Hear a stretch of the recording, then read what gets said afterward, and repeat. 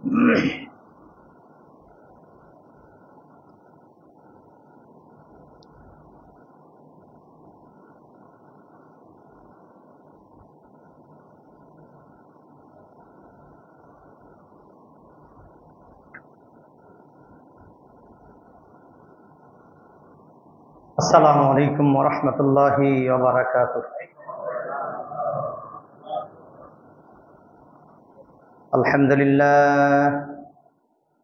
আলহামদুলিল্লাহ নাহমাদুহু ওয়া নাস্তাঈনুহু ওয়া নাস্তাগফিরুহু ওয়া নু'মিনু বিহি ওয়া নাতাওয়াক্কালু আলাইহি ওয়া না'উযু বিল্লাহি মিন শুরুরি আনফুসিনা ওয়া মিন সাইয়্যাতি আ'মালিনা। من يهده الله فلا مضل له ومن يضلله فلا هادي له ونشهد أن لا إله إلا الله وحده لا شريك له ونشهد أن سيدنا سندنا حبيبنا ومولانا محمدا عبده ورسوله الذي أرسله بالحق بشيرا ونذيرا وداعيا إلى الله بإذنه سراجا وقمرا منيرا. فقد قال الله تعالى في كلامه المجيد وفي فرقانه الحميد. فأعوذ بالله من الشيطان الرجيم. بسم الله الرحمن الرحيم. ويقول الذين كفروا لولا أنزل عليه آية من ربه قل إن الله يضل من يشاء ويهدي إليه من أناب الذين آمنوا وتطمئن قلوبهم بذكر الله ألا بذكر الله تطمئن القلوب. صدق الله مولانا العظيم وصدق رسوله النبي الكريم ونحن على ذلك من الشاهدين والشاكرين. الحمد لله رب العالمين. إن الحمد لله والصلاة والسلام على رسول الله. আল্লাহ সুবহানাহু ওয়া তাআলার দরবারে অসংখ্য শুকর, যিনি আজকের এই 5 জুলাইয়ের মোবারক জমায় 21 আষাঢ়ের জমায় আল্লাহ আমাদের কবুল মঞ্জুর করেছেন। 27 জিলহজের মোবারক জমায় আমরা আসতে পেরেছি। সেই মহিয়ান গরিয়ান প্রেমময় দয়াবান আল্লাহ সুবহানাহু ওয়া তাআলার দরবারে জানাচ্ছি অসংখ্য শুকর। সকলেই পড়ছি আলহামদুলিল্লাহ। অসংখ্য দরুদ ও সালাম বর্ষিত হোক বিশ্ব মানবতার মূর্ত প্রতীক জনাবে মুহাম্মদুর রাসূলুল্লাহ সাল্লাল্লাহু আলাইহি সাল্লামের প্রতি এবং তার আহলে আলের।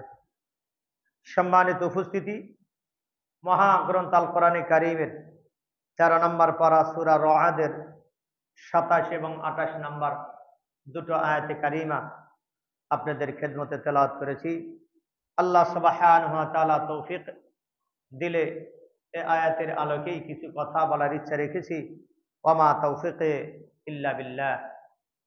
আল্লাহ সুবহানাহু ওয়া তাআলা এই দুটো আয়াতের মধ্যে এমন গুরুত্বপূর্ণ বিষয় আল্লাহ পাক নিয়োজিত করেছেন যে আল্লাহর কোনো মুমিন বান্দা যদি দুটো আয়াতকে ঈমানের সাথে রপ্ত করতে পারে, আমল করতে পারেন, তাহলে আল্লাহ সুবহানাহু ওয়া তাআলা মৃত্যুর আগে হলেও আল্লাহ পাক তাকে ওলির খাতায় তার নামটা উঠায় দিবেন। বলেন সুবহানাল্লাহ। নাম্বার 2, কোন ব্যক্তি যদি এই আয়াতের উপরে আমল করতে পারেন, আল্লাহ সুবহানাহু ওয়া তাআলা আল্লাহ তাকে ঈমানের মতো দৌলত, ঈমান দেওয়া, ঈমানদার হিসাবে ঈমান দিয়ে মৃত্যুবরণ করানো, ঈমান নিয়ে কবরে যাওয়ার সুযোগ এটা আল্লাহর পক্ষে ওই বান্দার জিম্মাদার হয়ে যায়, আল্লাহ পাক ওই বান্দার জিম্মাদারি নিয়ে নেন। তার মানে আল্লাহ তাকে ঈমানরত অবস্থায় মৃত্যু দিবেন। সুবহানাল্লাহ। নাম্বার 2। নাম্বার 3, আল্লাহ সুবহানাহু ওয়া তাআলা ওই ব্যক্তিকে কম হিসাবে বিনা আযাবে আল্লাহ পাক তাকে জান্নাতে পৌঁছায় দিবেন। সুবহানাল্লাহ। আল্লাহ তাবারক তাআলা এই 3টি ফজিলত ওই বান্দার জন্য, যেই বান্দা ঈমান নিয়ে এই দুটো আয়াতের উপরে আমল করতে পারবেন। তাহলে এই কথায় আমরা বুঝতে পারলাম আল্লাহ সুবহানাহু ওয়া তাআলা এই আয়াত দুটোর মধ্যে আমাদের ইহকালীন ইহলৌকিক জীবনের সকল সফলতা, পরকালীন জীবনের সমস্ত মুক্তির সমস্ত ব্যবস্থা আল্লাহ তাবারক তাআলা এই আয়াত দুটোর মধ্যে আল্লাহ রেখে দিয়েছে। আল্লাহ সুবহানাহু ওয়া তাআলা বলতেছেন, ওয়ায়াকুলুল লাযীনা কাফারু লাউলা উনজিলা আলাইহি আয়াতুম মির রাব্বি। আল্লাহ তাবারক তাআলা বলেন, ওয়ায়াকুলুল লাযীনা কাফারু, যারা কাফের, যারা অবিশ্বাসী, তারা বলতেছে, ওয়ায়াকুলুল লাযীনা কাফারু লাউলা উনজিলা আলাইহি আয়াতুম মির রাব্বি, যে মুহাম্মদ সাল্লাল্লাহু আলাইহি সাল্লাম আল্লাহর নবীর উপরে আল্লাহ কোরআন নাজিল করেছেন, অন্য কোন নিদর্শন কেন নাজিল করলেন না? অন্য কোন নিদর্শন কেন তার উপর নাজিল হলো না? আল্লাহ সুবহানাহু ওয়া তাআলা আল্লাহর প্রিয় হাবিব আমার আপনার নবী জনাবে মুহাম্মদুর রাসূলুল্লাহ সাল্লাল্লাহু আলাইহি সাল্লামকে আল্লাহ পাক বলেন, হে রাসূল, এ আমার হাবিব, আপনি ওই সমস্ত কাফেরদের প্রশ্নের প্রতি উত্তরে তাদের জবাব দেন, কুল ইন্নাল্লাহা ইযিল্লু মান ইয়াশা। আপনি বলে দেন, নিশ্চয়ই আল্লাহ তাবারক তাআলা যাকে আল্লাহর রহমত থেকে দূরে সরিয়ে দেন সে পথভ্রষ্ট হয়ে যায়। ওয়ায়াহদি ইলাইহি মান আনাব, আর যে আল্লাহ পাকের হেদায়েতের পথে, আল্লাহর হেদায়েত পাওয়ার জন্য যে প্রচেষ্টা করে, আল্লাহ তাবারক তাআলা তাকে আপন কুদরতে, আপন ভালোবাসা দিয়ে, তার নসিবে হেদায়েত দিয়ে সিরাতে মুস্তাকিমের মঞ্জিলে মাকসাদ, শেষ স্টেশন পর্যন্ত আল্লাহ নিজ জিম্মায় পৌঁছে দেন। তারা কারা? আল্লাহ সুবহানাহু ওয়া তাআলা তাদের পরিচয় দিতেছেন, আল্লাযীনা আমানু ওয়া তাতমাইন্নু কুলুবুহুম বিযিকরিল্লাহ। আল্লাহ পাক তাদের পরিচয় দিতেছেন আল্লাযীনা আমানু, যারা হেদায়েতের পথে চলবে আল্লাহকে পাওয়ার জন্য, আল্লাহ আপন ইচ্ছায় আল্লাহ তাদের হেদায়েত দিয়া তাদের মঞ্জিলে মাকসাদ, শেষ স্টেশন পর্যন্ত, জান্নাত পর্যন্ত আল্লাহ পৌঁছে দিবেন। এই লোকগুলো কারা? এরা কারা? আল্লাহ পাক তাদের ডেফিনেশন, আল্লাহ তাদের গুণাগুণ বলতেছেন, আল্লাযীনা আমানু। তারা কারা? যারা ঈমানদার। আল্লাযীনা আমানু ওয়া তাতমাইন্নু কুলুবুহুম বিযিকরিল্লাহ। আর যাদের অন্তরে আল্লাহর জিকিরে, যাদের অন্তরে প্রশান্তি লাভ করে, যাদের অন্তর আল্লাহর জিকিরে, যাদের অন্তরটা প্রশান্ত হয়, এরা কারা? ঈমানদার যারা। আলা বিযিকরিল্লাহি তাতমাইন্নুল কুলুব। আল্লাহ পাক বলেন, নিশ্চয়ই আল্লাহ সুবহানাহু ওয়া তাআলার জিকির দ্বারা মুমিনের অন্তর সমূহ প্রশান্ত হয়ে যায়, ঠান্ডা হয়ে যায়। সুবহানাল্লাহ। আল্লাহর জিকির দ্বারা আল্লাহ পাক বলেন, সাবধান, জেনে রেখো, আলা বিযিকরিল্লাহ, সাবধান জেনে রেখো, আল্লাহর জিকিরেই মুমিনের অন্তর প্রশান্ত লাভ করে। আল্লাহর জিকিরেই মুমিনের অন্তর ঠান্ডা হয়ে যায়, প্রশান্ত হয়ে যায়। আল্লাহ তাবারক তাআলা এই দুটো আয়াতের সরল অর্থে আমি যেটা আপনাদের কাছে বললাম, এটাই তার অর্থ। এখন কিছু ব্যাখ্যা বিশ্লেষণ, তার ঠিক কিছু অর্থ, কিছু ব্যাখ্যা।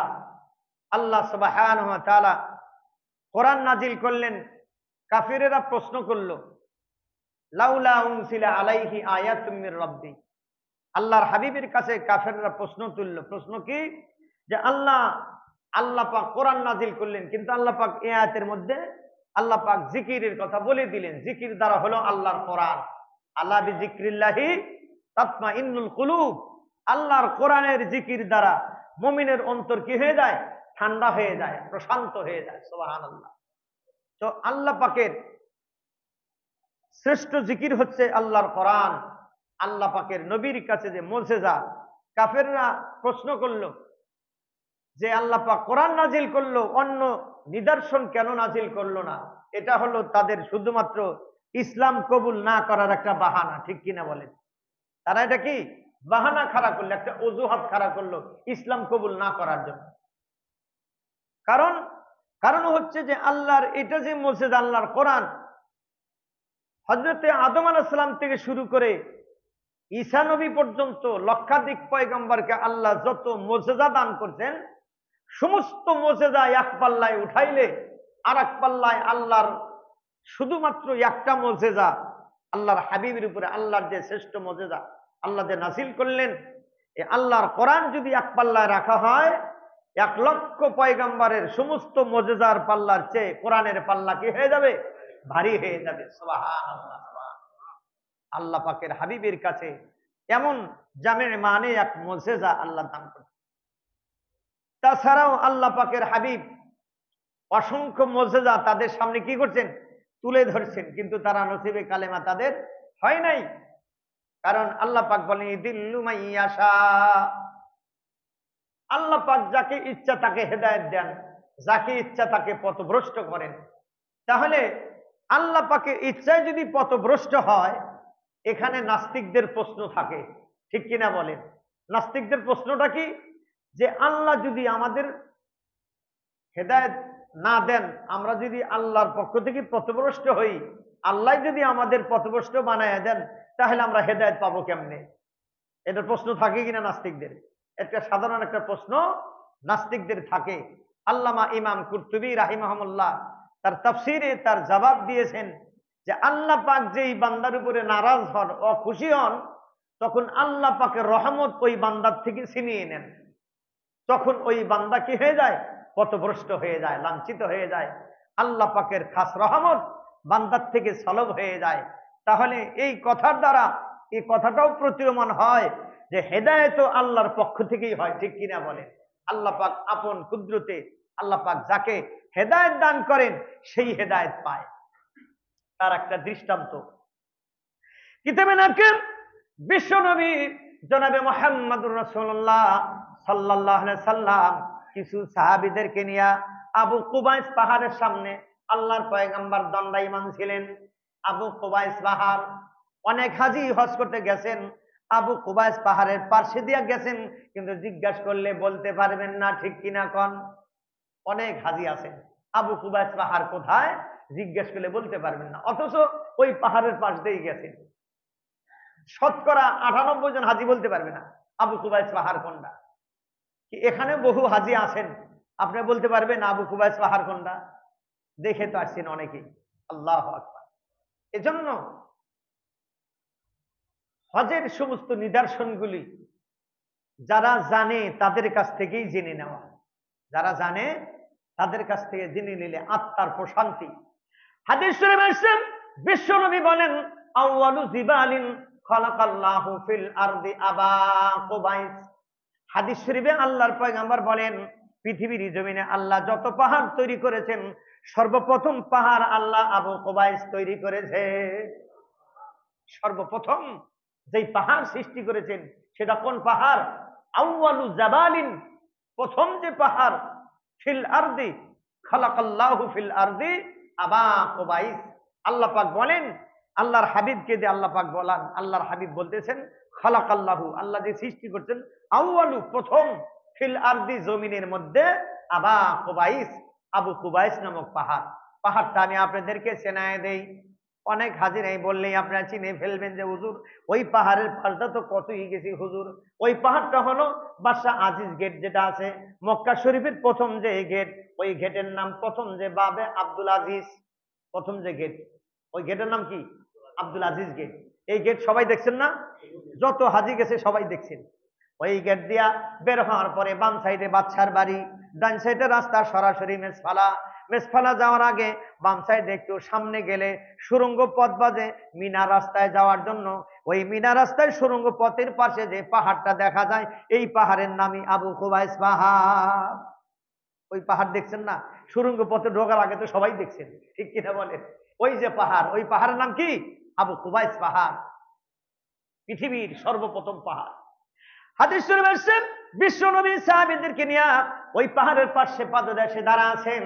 এমন সময় মক্কার সবচেয়ে বড় লিডার, যে শয়তানের লিডার ছিল, যে নিজেও শয়তান, তার নাম ছিল আবু জাহেল। কি নাম? আবু জাহেল। মক্কার কুরাইশদের লিডার, তার নাম হলো আবু জাহেল। আর মদিনায় ইহুদিদের লিডার, তার নাম ছিল কাব ইবনে আশরাফ। কাব ইবনে আশরাফ বিখ্যাত আলেম সেই যুগের, সে দার্শনিক, সুবিজ্ঞ ব্যক্তি, বিখ্যাত সে আলেম ছিল সেই যুগের, এবং সে রাজনীতিবিদ। সমস্ত মদিনার ইহুদিদের সে লিডার, সে সেখানে নেতৃত্ব দেয়। কাব ইবনে আশরাফ নামটা কত সুন্দর, কিন্তু সর্দার কাদের? ইহুদিদের সর্দার। কাব ইবনে আশরাফ নামটা সুন্দর না? কাব বিন আশরাফ কত সুন্দর নাম। লিডার কিসের? ইহুদিদের লিডার। কিতাবে নাকির কাব ইবনে আশরাফ মক্কাতে আসলো। আসার পরে ষড়যন্ত্র করলো, মক্কায় মুসলমানদের কষ্ট দিবে, মুসলমানদের নির্যাতন নিপীড়ন করবে, এরকম ষড়যন্ত্র মনের ভিতরে নিয়ে কাব ইবনে আশরাফ মক্কায় আসে। মাঝখান দিয়ে ঘটনাটা মনে হয়ে গেছে, তাই বলে দিচ্ছি। ওদিকে আল্লাহর পয়গম্বর দাঁড়া আছেন, মনে রাখবেন, সাহাবীদেরকে নিয়ে আবু কুবাইস পাহাড়ের পাশে। কাব ইবনে আশরাফ মদিনার লিডার, মক্কার লিডারের নাম কি বললাম? আবু জাহেল। মক্কাতে সংসদ ছিল, আমাদের বাংলাদেশের সংসদ, এরকম পৃথিবীর জমিনে যত সংসদ আছে, এই সংসদের আগে ১৫০০ বছর আগেও মক্কাতে কি ছিল? সংসদ ছিল। ওই সংসদের সদস্য সংখ্যা ছিল ৭ জন। কয়জন? ৭ জন ছিল। এই ৭ জন মক্কার নেতৃত্ব দিত। আর ওই সংসদের স্পিকার ছিল মিস্টার আবু জাহেল। তারা ছিল সবাই শিক্ষিত। আবু জাহেল যদিও নামের অর্থ কি? মূর্খের পিতা। মূর্খের পিতা তো ছিল না, তার নাম কি ছিল? আবুল হেকাম, বুদ্ধিদের পিতা। তার নাম আগে কি ছিল? বুদ্ধির পিতা, বুদ্ধিজীবীদের পিতা। শুধু বুদ্ধিজীবী না, আবুল হেকাম, বুদ্ধিজীবীদের পিতা ছিল আবু জাহেল। কখন এই ইলমে ওহীর জ্ঞান আসে নাই পৃথিবীতে? তখন সে বুদ্ধিদের পিতা। সে ছিল স্পিকার, কিসের? সংসদের অভিনেতা। এই ৭ জনের সংসদ পরিচালনার অভিনেতা ছিল আবু জাহেল। সেই যুগের কাফেরেরাও সংসদের অভিনেতা, সংসদের সদস্য যারা, তারা উচ্চ শিক্ষায় শিক্ষিত ছিল। আমাদের বাংলাদেশের মতো না, যেন নায়িকা, গায়িকা, নর্তকী যে যেখানে পাইছে, খেলোয়াড় বেলা সব দিয়া সংসদ বেরিয়ে বলাইছে। কথা শুনে কষ্ট পাইলেন? সত্য কথা বললাম না মিথ্যা কথা বললাম? চির সত্য কথা। সংসদ নায়িকা, গায়িকা, নর্তকীদের জন্য না, সংসদ তো পরিচালনা করবে সর্বোচ্চ ডিগ্রি যাদের, তারা। কিন্তু দেখা গেছে ডিগ্রি নাই এরকম লোক সংসদে আছে না? আছে। কিন্তু বিজাতিদের সংসদ সেই যুগে সবচেয়ে বুদ্ধিজীবী তারা ছিল সংসদের সদস্য। চিন্তা করছেন? আল্লাহ। আবু জাহেল, কিতাবে নাকির আবু জাহেল কাব ইবনে আশরাফের হাত ধরিয়া মক্কার তারা ৭ জন ওই জায়গায় আসার পরে, কাব ইবনে আশরাফ যখন আসলো, আসার পরে মক্কার মাতাবে তারা মিটিং করলো মুসলমানদের পরাজয় করা যায়, মুসলমানদের শাস্তি দেওয়া, নির্যাতন নিপীড়ন করার জন্য মিটিং চললো। মাতাবে, মাতাব কোথায়? মাতাব হলো তোয়াফ করার জায়গাকে মাতাব বলা হয়। কাবা শরীফের পাশে মাতাবে বসিয়া তারা এই মিটিং পরিচালনা করলো। নাউজুবিল্লাহ পড়ে। কোথায় করলো? কাবার মাতাবে, যেখানে কি করা হয়? তাওয়াফ করা হয়, তাকে কি বলা হয়? মাতাব বলা হয়। সেই জায়গায় মিটিং করলো। মিটিং করার পরে সেখান থেকে উঠে 2 নেতা রওনা দিছে। আবু জাহেল কাব ইবনে আশরাফের হাত ধরে বলে, বন্ধু, তুমি তো আমার ছোটবেলার বন্ধু, তুমি তো সমস্ত ধর্মের অভিনেতা, তুমি তো সবচেয়ে বড় গুরু, তোমার শিক্ষা দীক্ষায় আমার চেয়ে অনেক ঊর্ধ্বে, গোটা পৃথিবীর সেই সময় মদিনার নেতৃত্ব লিডার, বন্ধু তুমি দিয়ে দাও। তোমার কাছে জিজ্ঞাসা করি, মুহাম্মদ সাল্লাল্লাহু আলাইহি সাল্লাম আসলে কি? তুমি তোমার তাওরাতে কি পাইছো আমি একটু জানতে চাই। তাওরাতে মুহাম্মদ সাল্লাল্লাহু আলাইহি ওয়াসাল্লাম সম্পর্কে তোমার কি জানা আছে? তাওরাত কোন নবীর কিতাব? কোন নবীর? মুসা নবীর কিতাব। হযরতে ইব্রাহিমে খলিলের 8ম নাম্বার পুরুষ হযরতে মুসা আলাইহিস সালাম। এটা আনাদার সাবজেক্ট। 8ম নাম্বার পুরুষ মুসা আলাইহিস সালাম, বনি ইসরাইলদের লিডার। তো জিজ্ঞেস করছেন, কাব ইবনে আশরাফকে জিজ্ঞেস করতেছে আবু জাহেল যে তুমি তো তাওরাতের পণ্ডিত, তুমি তো বাইবেল সকল ধর্মের লিডার, বলো তুমি মুহাম্মদ সাল্লাল্লাহু আলাইহি ওয়াসাল্লাম সম্পর্কে তুমি কি জানো? কিতাবে লাগে কাব ইবনে আশরাফ ডাইনে তাকায় বামে তাকায়, দেখি আমার কথাটা কেউ শোনে নাকি। ডাইনে লোকে নাই, বামে লোক নাই, কেউ নাই। এবার আবু জাহেলের কানে কানে এসে বলে, ওয়াল্লাহি রাব্বি মূসা ইন্নাহু লারাসূলুল্লাহ। কি বলল? আল্লাহি রব্বি মুসা, মুসার রবের কসম, তাওরাতে আমি পেয়েছি মুহাম্মদ সাল্লাল্লাহু আলাইহি ওয়াসাল্লাম নিঃসন্দেহে আল্লাহ রাসূল, এতে কোনো সন্দেহ নাই। জোরে বলেন সুবহানাল্লাহ। কি বলতেছে এটা? কাব ইবনে আশরাফ বলতে। চিন্তা করতে পারে কাব ইবনে আশরাফ কি বলেন, আমার কথা তুমি শুনলা, তাওরাত থেকে আমি তোমাকে প্রমাণ দিলাম, ডকুমেন্ট দিলাম, তুমিও তো মক্কার লিডার আবু জাহেল বন্ধু, তুমি বলো তুমি কি পাইছো? এবার আবু জাহেল ডাকদা বলে, আল্লাহি রাব্বিল কাবা ইন্নাহু লারাসূলুল্লাহ। ও কাব ইবনে আশরাফ বন্ধু শোনো, এই কাবার রবের কসম করে বলি মুহাম্মদ আল্লাহ রাসূল, তাতে কোনো সন্দেহ নাই। কালেমা নসিবে হয়েছে? আবু জাহেল নসিবে হয় নাই। তাহলে হেদায়েত কার হাতে? আল্লাহ পাকের হাতে। আল্লাহ যদি হেদায়েত না দেন, আল্লাহ যদি রহমতের কোলে আমাকে আপনাকে না তুলে নেন, তাহলে আমরা হেদায়েতের রাস্তাও পাবো না। হেদায়েত হলো দুই প্রকার। কথায় কথা মনে হয়, কত কথাই মনে আসে, সব কথা তো বলা যায় না। হেদায়েত কত প্রকার? দুই প্রকার। হেদায়েত হলো দুই প্রকার। ইমানের স্তরও তিনটা। ইমান আমরা জানি এটা তিন প্রকার, হেদায়েত হলো দুই প্রকার। হেদায়েতের যে প্রথম প্রকার, এটা হয়েছে, এটার নাম হলো ইরাতুত তরিক। ইরাতুত তরিক, ইরাতুত তরিক অর্থাৎ রাস্তা দেখায় দেওয়া, সৎপথ প্রদর্শন করা, নেকের পথ দেখানো, জাহান্নাম থেকে ফিরিয়ে জান্নাতের রাস্তা দেখানো, জাহান্নামের রাস্তা জান্নাতের রাস্তা বাতলিয়ে ধরে, এটা জাহান্নাম, এটা জান্নাত, এটা হকের রাস্তা, এটা না হকের রাস্তা। এই হক না হক বুঝানোর জন্য, জান্নাতের রাস্তা দেখানোর জন্য আল্লাহ পাক লক্ষাধিক নবী রাসূল পয়গম্বর আল্লাহ দুনিয়াতে পাঠাইছিলেন। সুবহানাল্লাহ। শুধু কি হেদায়েতের রাস্তা দেখানোর জন্য লক্ষাধিক পয়গম্বর আসছেন, হেদায়েতের রাস্তা জান্নাতের রাস্তা দেখানোর জন্য। এটার নাম হচ্ছে ইরাতুত তরিক। আর দুই নম্বর স্তর হলো ইসালে ইলাল মাতলুব। ইসালে ইলাল মাতলুব হচ্ছে সিরাতে মুস্তাকিমের শেষ সীমানায়, শেষ স্টেশনে পৌঁছিয়ে দেওয়া, অর্থাৎ জান্নাতে পৌঁছে দেওয়ার দায়িত্ব এটা আল্লাহ পাকের কুদরতি হাত গ্রহণ করেছে। সুবহানাল্লাহ।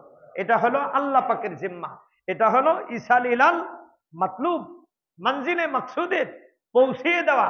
এটা কার দায়িত্ব? আল্লাহ পাকের দায়িত্ব। এটা নবী রাসূলের দায়িত্ব না। নবী রাসূলের দায়িত্ব শুধু কি রাস্তাটা দেখা দেওয়ার দায়িত্ব। তো আবু জাহেল কাফেররা যে প্রশ্ন করলো,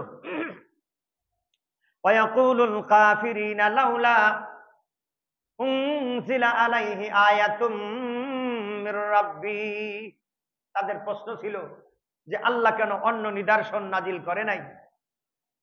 আল্লাহ পাক অসংখ্য নিদর্শন নবীর কাছে নাজিল করছে, তারপরেও তারা কি হয়েছে? বেদিনী থাকছে, তারা কাফের হয়ে কবরে চলে গেছে, ঈমান আনতে তারা পারে নাই, হেদায়েত তাদের নসিবে নাই। আবু জাহেল ওই জায়গা দেয়া যায় আবু কুবাইস পাহাড়ের পাশ দিয়া, যেহেতু তার বাম পাশে বাদশা, বর্তমানে যে বাদশার বাড়ি, তার বাম পাশে বিশ্বনবীর বাড়ির পাশেই, বাড়ির সামনে কাবার মাঝখানে আবু জাহেলের বাড়ি। আবু জাহেলের বাড়িটা কোথায়? নবীর বাড়ি কাবা মাঝখানে না, বাদশার বাড়ির বাম পাশে মাঝখানে বাড়ি। ওই রাস্তা দিয়া আবু জাহেল আসতেছে, মক্কার লিডার। দেখে মুহাম্মদ সাল্লাল্লাহু আলাইহি ওয়াসাল্লাম সাহাবীদের লইয়া আবু কুবাইস পাহাড়ের পাশে অবস্থান করেন। এমন সময় আবু জাহেল ডাক দেয়া বলে, ও মুহাম্মদ সাল্লাল্লাহু আলাইহি ওয়াসাল্লাম, কত নিদর্শন তুমি দুনিয়াতে দেখাইছো, আমি এবার তোমার কাছে একটা নিদর্শন দেখতে চাই। চারটা যদি তুমি দুই টুকরা করে দিতে পারো, তাহলে আমি কালেমা পড়ে মুসলমান হয়ে যাব। এটা হলো আমার প্রশ্ন। চারটা যদি দুই টুকরা করে দিতে পারো। আল্লাহ তাবারক তাআলা এই বিষয়ের উপর আল্লাহ পাক কোরআনের আয়াত 27 নম্বর, আল্লাহ পাক 27 নম্বর পারা সূরা কাবার নাযিল করেন, ইকতারাবাতিন নাস ওয়ানশাক্কাল কামার। আল্লাহ পাক আয়াত নাজিল করে দিলেন, কিয়ামত অতি সন্নিকটে, ইকতারাবাতিন নাস। আল্লাহ সুবহানাহু ওয়া তাআলা বলেন অতি নিকটে, কিয়ামত অতি সন্নিকটে। আর আমার বিশ্ব নবীর আঙ্গুলের ইশারায় চারটা দ্বিখণ্ডিত হয়ে গেছে। ওয়া আলাই মাহিন শাক্কাল কামার শাহিদু মা বাইনা ফিরকাইহিল জাবাল। ওয়া আলাই মাহিন শাক্কাল কামার শাহিদু মা বাইনা ফিরকাইহিল জাবাল। আল্লাহ সুবহানাহু ওয়া তাআলার হাবিব তখন সাহাবীদের সাথে দাঁড়ানো অবস্থায় ছিলেন। বিশ্বনবী বলেন, চাচা তাহলে আমি যদি চার দ্বিখণ্ডিত করে দেখাইতে পারি, আপনি কি কালেমা পড়ে মুসলমান হইবেন? আল্লাহ পয়গম্বর প্রশ্ন করলেন। আবু জাহেল বলেন, ভাতিজা অবশ্যই আমি কালেমা পড়ে মুসলমান হয়ে যাব। ওয়ালা ইমাহি ইনশাক্কাল কামার। আল্লাহর পয়গম্বর সঙ্গে সঙ্গে শাহাদাত আঙ্গুল দিয়ে ইশারা করলেন। ইশারা করার সঙ্গে সঙ্গে চাঁদের মাঝখানে দুই টুকরা হইয়া আবু কুবাইস পাহাড়ে আর কাইকওয়ান পাহাড়, দুই পাহাড়ে দুই টুকরা পড়ে গেছে। সাথী যারা আবু জাহেল সহ তারা স্বচক্ষে সেরা দেখছে। সুবহানাল্লাহ। আবু জাহেল মনে মনে ভাবছিল যে জাদুকরের জাদু, যত প্রকার জাদু মন্ত্র আছে সব দুনিয়াতে খাটে, আসমানে তো খাটবে না। তাহলে পরীক্ষা করি আসমানে মুহাম্মদ সাল্লাল্লাহু আলাইহি ওয়াসাল্লাম দেখাইতে পারে কিনা। রসুল যখন ইশারা করলেন তখন চারটা দুই টুকরা হয়ে একটা কাইকওয়ান পাহাড়ের উপরে আর একটা আবু কুবাইস পাহাড়ের, দুই পাহাড়ের উপরে দুই টুকরা পড়ে গেল, মাঝখান দিয়া দুই ভাগ হয়ে গেল। কিতাবে নাকেম ইতিহাস প্রমাণ করেন, ইতিহাস অথেন্টিক প্রমাণ, সাধারণ লোক বলে নাই। আল্লামা শাহ আনোয়ার শাহ কাশ্মীরি রহমাতুল্লাহ আলাইহির লেখা, ওনার ছাত্র ইউসুফ বিন নুরি, যিনি তার ব্যাখ্যা বুখারী শরীফের ব্যাখ্যায়, ফাইজুল বুখারী শরীফের ব্যাখ্যায় তিনি লিখতেছেন, ইউসুফ বিন নুরি বুখারী শরীফের ব্যাখ্যা, আল্লামা আনোয়ার শাহ কাশ্মীরি রহমাতুল্লাহ আলাইহি তিনি লিখতেছেন ইতিহাসে যে সেই সময় ভারতের মধ্যে ভূপাল যে রাষ্ট্র আছে না নাই, ভূপাল, এই ভূপাল রাষ্ট্রের রাজা ছিল একজন হিন্দু রাজা, তার নাম ছিল বলরাজ। এই বলরাজ রাজা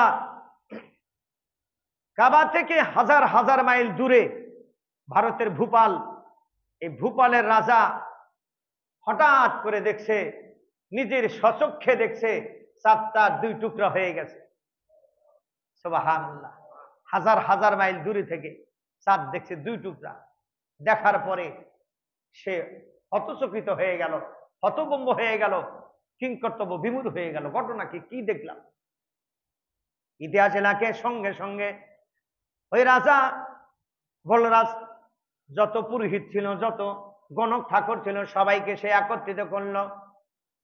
একত্রিত করার পরে সবাইকে বললো, এমন কি ঘটনা আমি দেখলাম। পুরোহিতরা ডেকে বলেন, আপনি কি স্বপ্নের ভিতরে দেখলেন না বাস্তবে দেখলেন? বলে, না না, আমি বাস্তবে সচক্ষে দেখছি, ঘুমের মধ্যে স্বপ্নের মধ্যে আমি দেখি নাই। পুরোহিত যারা ছিল, গণক ঠাকুর যারা ছিল, তারা বসে গবেষণা করার পরে বলল, রাজা যা আপনি দেখেছেন সত্যই দেখেছেন 100 ভাগ, এতে কোনো সন্দেহ নাই, আপনি সত্য দেখছেন। এবার তারা ওই সমস্ত কিতাব পড়িয়া তারা তখন বের করে বলল, রাজা শোনেন, হাজার হাজার বছর আগে তামাম পৃথিবীর হেদায়েতের জন্য আল্লাহ একজন নবী পাঠাইবেন, যেনার নাম হবে মুহাম্মাদুর রাসূলুল্লাহ সাল্লাল্লাহু আলাইহি সাল্লাম। তেনার আবির্ভাব হবে মক্কায়, অটোমেটিক তার আবির্ভাব হয়ে গেছে। তেনার আঙ্গুলের ইশারায় চারটা দ্বিখণ্ডিত হয়ে যাবে। উনি ইশারা করে কাফেরদের সামনে সত্যকে প্রমাণ করার জন্য চাঁদকে দ্বিখণ্ডিত করে দেখাইছেন।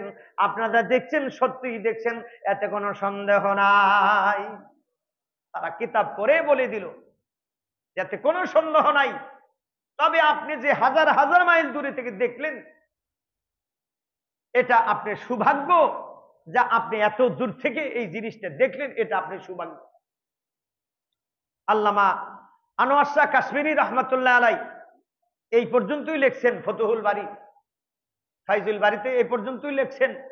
এরপরে অন্য ইতিহাসে আসছে, এই ভোল্ডরাজ রাজা সপরিবারে ছেলে মেয়ে সহ আপনজনদেরকে নিয়ে সরাসরি মক্কায় চলে গেছেন। আল্লাহর হাবিবের দরবারে বিশ্বনবীর হাতে হাত দিয়া সপরিবারে কালেমা পড়ে মুসলমান হয়ে গেছেন। সুবহানাল্লাহ, সুবহানাল্লাহ। আল্লাহর হাবিবের মুজিজা আল্লাহ তাবারক তাআলা দেখায় দিয়েছেন, কিন্তু যে দেখলো তার নসিবে কি নাই? হেদায়েত নাই। আজকে ইতিহাস আমাদের দেশেও পড়ানো হয়, কিন্তু আমাদের দেশের আসল ইতিহাস পড়ানো হয় না, ইতিহাসের সাথে ফালতু ইতিহাস পড়ানো হয়। হয়তো আপনারা মনে কষ্ট পেতে পারেন, ইতিহাস যে হুজুরি দেখি বলছে। আমাদের দেশের ইতিহাস ক্লাস 3 থেকে নিয়ে যে পর্যন্ত ইতিহাস উপরে আছে, আপনারা খুঁজে দেখেন ইতিহাসে সামান্য কিছু বিষয়, একবারে প্রাইমারি থেকে হাই স্কুল থেকে কলেজ থেকে ভার্সিটি পর্যন্ত ইতিহাস যে পড়ানো হয়, প্রথম দ্বিতীয় তৃতীয় ইতিহাসগুলো আপনারা তালাশ করে দেখবেন কি সমস্ত ইতিহাস পড়ানো হয়। প্রথম সিন্ধু সভ্যতা আছে না নাই? সিন্ধু সভ্যতা ইতিহাস আমাদেরকে শেখানো হয়। মিশরীয় ইতিহাস, মিশরীয় সভ্যতা আমাদেরকে, রোমান সভ্যতা, এগুলি ইতিহাস আমাদের পড়ানো হয়। মুসলমানের ছেলেদেরকে ইতিহাসের নামে সিন্ধু সভ্যতা, হিন্দুদের পুত্তলিকদের ইতিহাস পড়ানোর দরকারটা কি? ঠিক কিনা বলে? এটা আমাদের মুসলমানের ছেলেদের কি দরকার? আমাদের মুসলমানদেরকে ইতিহাস পড়ানোর নামে মিশরীয় সেই ফেরাউনের ইতিহাস শিক্ষা দেওয়ার দরকারটা কি? ওগুলি আমাদের জানার কি দরকার? কি ঠিক নেবে? ঠিক ওগুলি ইতিহাস আমাদের দরকার কি? আমাদের মুসলমানের সন্তানদের ইতিহাস পড়ানোর নামে রোমানদের, খ্রিস্টানদের, সেই খ্রিস্টানদের পুত্তলিকদের ইতিহাস আমাদের ছেলেদেরকে পড়ানো হয়। এটা পড়ে আমার লাভটা? আসল যে ইতিহাস মুসলমানের, ইসলামের ইতিহাস, আরবের ইতিহাসের 2 লাইনও ওখানে নাই। ঠিক কিনা? আপনি দেখেন, তালাশ করে দেখেন, আছে নাকি দেখেন, 2 লাইনও লেখা নাই। আসল ইতিহাস যে আরব থেকে, যে আরবের মুসলমানরা মাথার গাম পায়ে ফেলে, যে মুসলমানরা গোটা পৃথিবীতে ইসলামের দাওয়াত ছড়িয়ে দিল, যাদের চেষ্টায় সমস্ত পশুত্ববোধ মানুষগুলো মানুষত্ব হয়ে গেল, পশুত্ববোধ থেকে মানুষত্ববোধ চলে আসলো, মানুষগুলো শিক্ষায় সে শিক্ষিত, অশিক্ষিত মানুষগুলো শিক্ষিত হয়ে গেল, পশুত্ব মানুষগুলো মানুষ রূপ ধারণ করলো, মানুষের ভিতরে জাহিলিয়ত দূর হয়ে আজকে মানুষ উচ্চ শিখরে পৌঁছে গেল। আজকে সেই ইতিহাসের 2 লাইনও লেখা নাই, খুঁজে দেখেন আছে না? এগুলি আনাদার সাবজেক্ট, আসলে তাই বলে দিলাম আর কি। এগুলি বলা ঠিক না, ঠিক কিনা বলে? এগুলি ভালো করে সঠিক গুলো জানার দরকার কি? এগুলি সব আড়াল করে রাখা হবে। মুসলমান ইসলামের ইতিহাস না জানুক, ওগুলি না থাকবে ওই পুস্তকে। এগুলি দেওয়ার দরকার আছে না নাই? আল্লাহু আকবার। মুসলমান, আমাদের ইতিহাস আমাদের জানার দরকার। কাউকে কটাক্ষ করে, কাউকে বিরোধিতা, এটা বলছি না, সঠিক যে কথাটা সেটা বলছি, যে আমাদের সোনার ছেলেরা, আমাদের মুসলিম জাতির ইতিহাস আমাদের জানার দরকার। এটা আমাদের ইমানি দায়িত্ব। ওই পুত্তলিকদের ইতিহাস, পুরোহিতদের ইতিহাস, খ্রিস্টানদের ইতিহাস, ওগুলি জানাদের আমাদের দরকার, মুসলমানের দরকার নাই। ওইগুলি আমরা কি করবো? আমাদের দরকার। আজকে আমরা ইতিহাস থেকে অনেক দূরে, এটা আমাদের অবক্ষয় আর কি আমাদের জীবনের। আমরা আসলগুলি আমরা জানি না, জানতেও পারি না, আমাদের জানানো হয় না। যাই হোক, যে কথা বলতেছিলাম, তাহলে ভূপালের রাজা এই হাজার হাজার মাইল দূরে থেকে আল্লাহর নবীর সহবতে সে সপরিবারে কালেমা পড়ে মুসলমান হয়ে জান্নাতি হয়ে গেল। আল্লাহ পাকের হেদায়েতের চাবি যে আল্লাহর হাতে, তার প্রমাণ। আর আবু জাহেল মক্কায় নবীর বাড়ির আঙ্গিনায় জন্ম নিয়া কালেমা পড়ে মুসলমান হতে পারল না, বদরের যুদ্ধে কি হয়ে গেল? নিহিত হয়ে জাহান্নামে পৌঁছে গেল। কাব ইবনে আশরাফ বদরের যুদ্ধে 70 জন লিডার নিহিত হয়ে গেছে বদরের যুদ্ধে, মুসলমান হতে পারে নাই, বেঈমানের জান্না কপালে নিয়া জাহান্নামে চলে গেছে। অথচ কত সুযোগ ছিল নবীকে দেখা, আহা! আর সে হাজার হাজার মাইল দূরে, যার নাম হলো ইথিওপিয়া। ইথিওপিয়া ইতিহাসে আসলে হাদিসের এবারে হলো হাবশা। হাদিসের ইতিহাস কি? হাবাসা। হাবশা হলে হাদিসের ইতিহাস। যতই ইতিহাস আমরা ঘুরে ইথিওপিয়া লেখে আর যাই লেখি, হাদিসে লেখা আছে, কিয়ামত পর্যন্ত সেটা বলবৎ থাকবে, সেটার পরিবর্তন হবে না। ঠিক কিনা বলে? ইতিহাস যতই পরিবর্তন করে, ইথিওপিয়া লেখেন আর যাই লেখেন, ইথিওপিয়া থেকে হাজার হাজার মাইল দূরে থেকে হাবশার গোলাম হযরত বেলাল, হাবশার গোলাম চলে আসলো মদিনাতে, আল্লাহর হাবিবের সাহাবতে পড়ে শুধু সাধারণ মুসলমান না, মুসলমানদের নেতা হয়ে গেলেন। সুবহানাল্লাহ। হযরতে ওমরের মতো মানুষ বলতেছেন, সাইয়্যিদুনা, ইসলামের ইতিহাসে আমাদের 2 জন নেতা, একজন আবু বকর, একজন সাইয়্যিদনা হযরতে বেলাল রাদিয়াল্লাহু তাআলা। সুবহান। একজন গোলাম, সে আমির হয়ে গেল, সে নেতা হয়ে গেলেন। আহারে ইসলাম কিতাবে নাকি ইসলাম সেতু পরশমণি, তাহাকে পেয়েছি খুঁজি, তাহাকে পরশ ইসলামের ইসলাম সে তো পরশমণি, তাহাকে বেশি খুঁজি, পরশে তাহার সোনা হলো যাহারা, তাদের এই মোরা বুঝি। অর্ধ পৃথিবী করেছো শাসন, দোলার তক্তে বসি, খেজুর পাতার প্রাসাদ তোমার বারে বারে গেছে খসি। সেই ওমর বলতেছেন, ওমর ইবনুল খাত্তাব, অর্ধ পৃথিবীর বাদশা কেন বলা হয়? অর্ধেক কেন বলা হয় তা কি জানেন? অর্ধেক পৃথিবী কেন বলা হয়? বলা হয় না অর্ধ পৃথিবী বা বাদশা? অর্ধ পৃথিবী এই জন্য বলা হয়, সেই সময় অর্ধ পৃথিবী শুধু শাসিত ছিল, এর বাকিগুলি ইউরোপ আমেরিকা সবগুলি কি ছিল?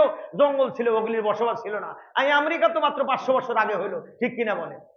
1500 বছর আগে পৃথিবীর অর্ধেক শাসিত ছিল, সেইটুক তিনি শাসন করছেন, তার মানে তামাম পৃথিবী শাসন করছেন। ইতিহাসে অর্ধেক ছিল জঙ্গল, অর্ধেক ছিল মানুষের বসতি ছিল না, সেই জন্য অর্ধেক বলা হয়েছে আর কি। এই 1500 বছরে ইউরোপ আমেরিকা যত হয়েছে, এই 1500 বছরে তাদের আবিষ্কার হয়েছে। আমেরিকা তো 500 বছর আগে হলো, কানাডা, ইউরোপ সেগুলি সব অনেক পরে হয়েছে আর কি। এই জন্য অর্ধ পৃথিবী বলা হয়। ইতিহাস আমরা জানি না, ঠিক কিনা বলেন? এর আগে কি শুনছেন এই কথা? কি বলেন? অর্ধ পৃথিবী ওরা বুঝছেন যে ওমর অর্ধেক করছেন, বাকিরা অন্যেরা করছে, ঠিক কিনা বলেন? এটা বুঝছেন, কিন্তু ইতিহাস তা না, তাম পৃথিবী শাসন করছেন। অর্ধ পৃথিবী তখন মানুষের বসবাস ছিল, এই জন্য তিনি অর্ধেকটা করছিলেন। আর অর্ধেকটার ভিতরে কি ছিল না?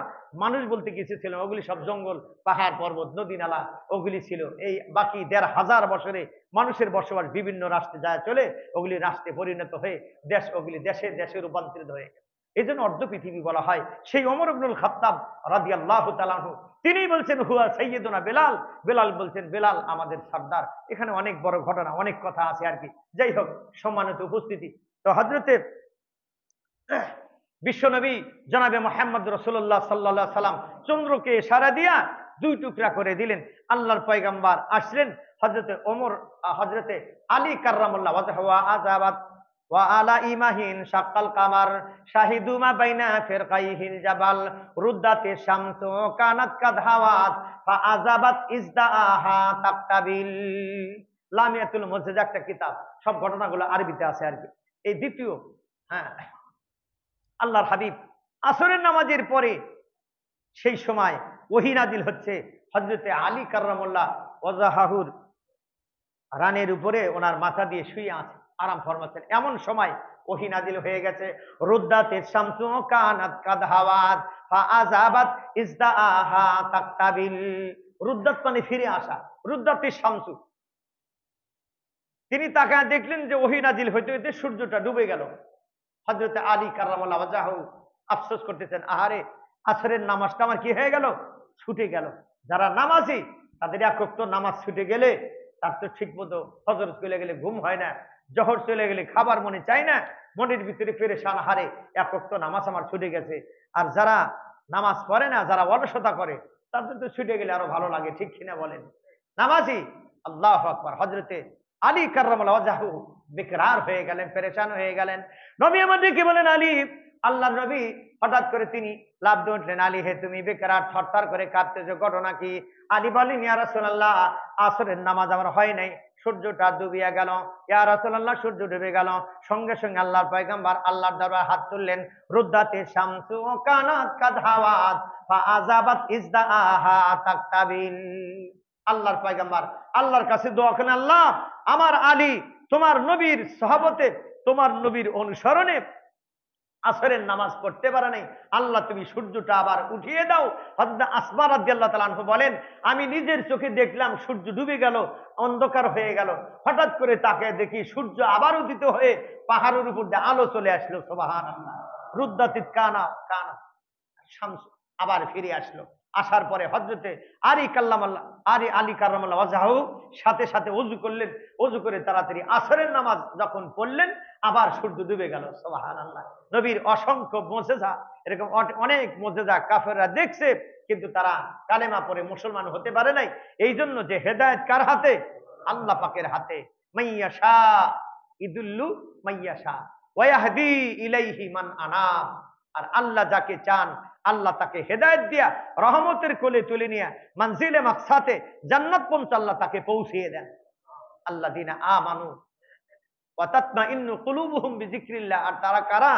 যাদের অন্তরে মহান আল্লাহ পাকের জিকির ফিকিরে যাদের অন্তরটা প্রশান্ত হয়ে থাকে, তারা হলে ঈমানদার, তারা হলেন আল্লাহওয়ালা।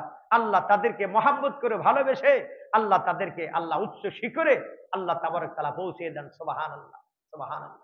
সম্মানিত উপস্থিতি, এই ছিল সূরা রআদের 27 এবং 28 নাম্বার আয়াতের সংক্ষিপ্ত কিছু আলোচনা। আরো অনেক কথা রয়ে গেছে, সব কথা তো স্বল্প পরিসরে বলা কিনা সম্ভব না। ঘড়ির দিকে তাকায় দেখছি সময় পড়ায় শেষের পথে, সময় চলে যাচ্ছে আর কি। সম্মানিত উপস্থিতি, মসজিদের আয় ব্যয় অনেক বেড়ে গেছে, সেজন্য